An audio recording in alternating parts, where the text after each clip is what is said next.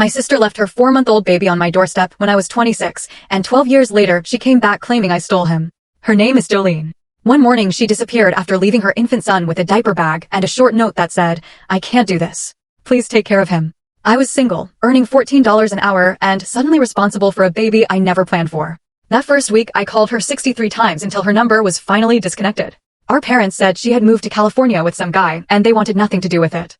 No help, no money, just me and a crying baby I could barely afford to raise. A judge later gave me legal guardianship when Jolene ignored every court notice.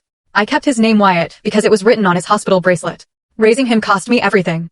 I lost my apartment because kids weren't allowed, so we moved into a tiny studio above a laundromat.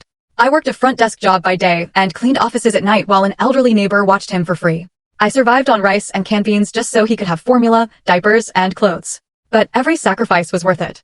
Wyatt called me mom when he was 2, and from that moment he was my whole world. By the time he was 12, he was an amazing kid on a roll, soccer team, always making people laugh. He knew his birth mother was my sister, but he never asked much about her. Then 3 months ago someone knocked on our door. Wyatt was at soccer practice when I opened it and saw Jolene standing there like nothing had happened. She walked inside, looked at Wyatt's photos on the wall, and smiled. "He looks just like me." I told her to leave, but she said she wanted her son back. Then she said something that made my stomach drop. She had already been talking to Wyatt. She found him online and sent him messages telling him she was his real mother and that I had stolen him from her. When Wyatt came home that day, he looked confused and asked quietly, "Is it true?" That question broke my heart. I pulled out the original note she left and every court document proving what really happened. Wyatt read everything in silence. Then he walked over and hugged me tightly.